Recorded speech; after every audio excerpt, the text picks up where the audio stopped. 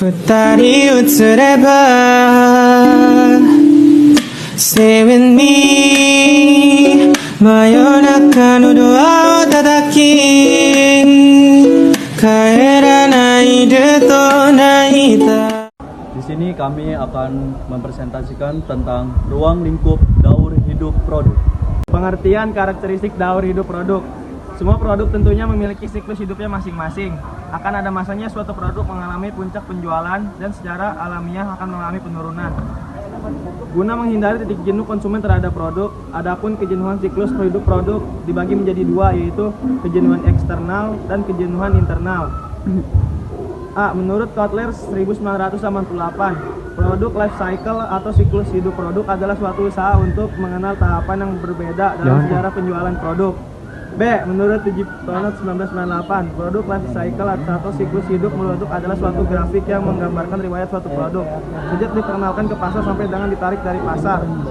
Berdasarkan beberapa pengertian yang sudah dijelaskan di atas, dapat diketahui siklus hidup produk antara lain tidak setiap produk melalui semua tahapan. Panjang suatu tahapan hidup untuk setiap produk sangat bervariasi. Yang kedua, klarifikasi produk. Produk dapat dikategorikan ke dalam beberapa jenis, yaitu mewujudkan aspek, daya tahan, dan tujuan konsumsi. A. Berdasarkan wujudnya. Wujudnya dapat dibedakan menjadi beberapa produk. Yang pertama, barang. Dalam sebuah usaha, memenuhi permintaan konsumen menghasilkan suatu produk berupa barang dan karakteristik tertentu seperti penampilan, ukuran, berat, dan lain-lain. Kepuasan akan dirasakan oleh konsumen yang menggunakan barang tersebut. Menggunakan beberapa kali sampai nilai guna barang habis. Terdapat juga barang yang hanya bisa digunakan hanya sekali. Contohnya makanan dan masker medis. Untuk menghasilkan produk atau barang dengan kualitas yang identik dengan barang atau produk yang sudah beredar, maka perusahaan perlu melalui quality control yang ketat.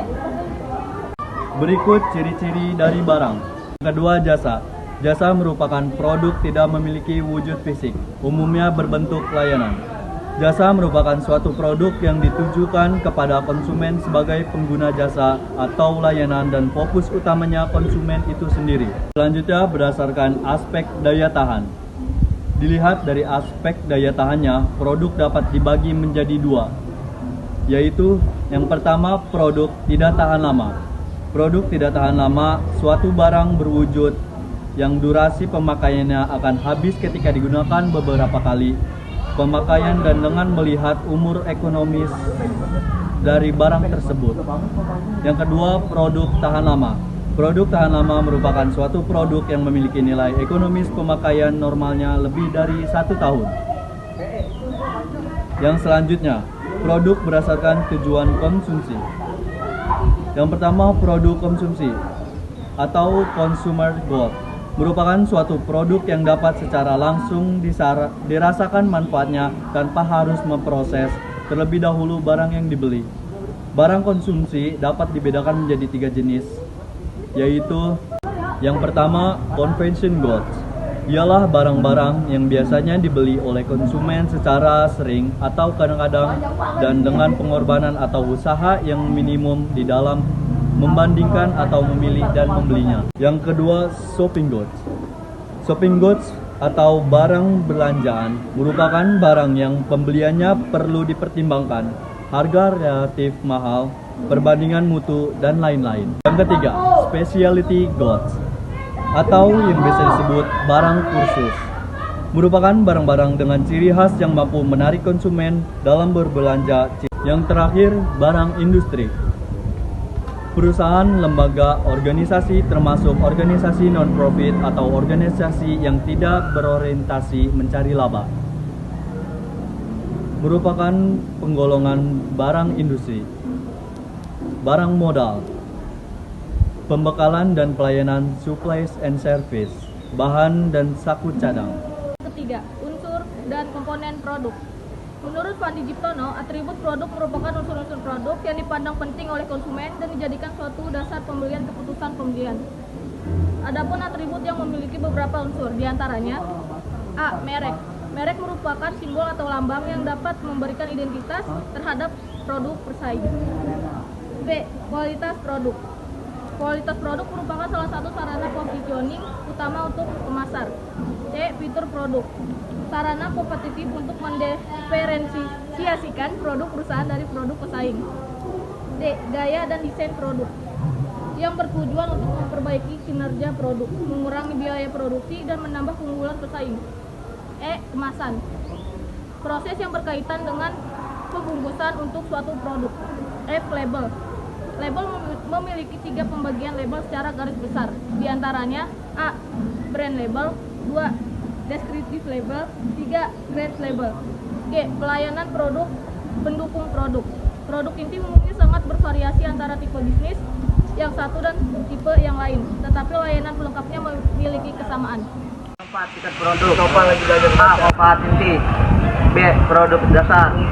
C. Produk yang diharapkan. D. Produk yang ditingkatkan. E. Produk yang Kualitas produk. Menurut GSPS 2008, dimensi kualitas produk yaitu A. Daya tahan. Daya tahan berkaitan dengan berapa lama produk tersebut dapat terus digunakan dan dapat didefinisikan sebagai suatu ukuran usia operasi produk yang diharapkan dalam kondisi normal. B. Estetika. Estetika adalah keindahan produk terhadap panca indera dan dapat didefinisikan sebagai atribut-atribut yang melekat pada sebuah produk, seperti warna, model atau desain, bentuk, rasa, aroma, dan lain-lain. Kinerja. Kinerja adalah karakteristik operasi pokok dan produk inti dan dapat didefinisikan sebagai tampilan dari sebuah produk sesungguhnya. D. Kesesuaian dengan spesifikasi. Kesesuaian adalah sejauh mana karakteristik desain dan operasi memenuhi standar-standar yang telah ditetapkan sebelumnya dan dapat didefinisikan sebagai tingkat di mana semua unit yang diproduksi identik dan memenuhi spesifikasi sasaran yang dijanjikan. E. Kualitas yang dipersepsikan. Kualitas yang dipersepsikan merupakan persepsi konsumen terhadap keseluruhan kualitas atau keunggulan suatu produk. F. Keandalan. Keandalan adalah tingkat keandalan suatu produk atau konsistensi keandalan sebuah produk di dalam proses operasionalnya di mata konsumen. G. Peristiwa tambahan. Peristiwa adalah karakteristik sekunder atau pelengkap dan dapat didefinisikan sebagai tingkat kelengkapan atribut-atribut yang ada pada sebuah produk. H. Kemampuan melayani. Kemampuan melayani meliputi kecepatan, kompetensi, kenyamanan, mudah direparasi, serta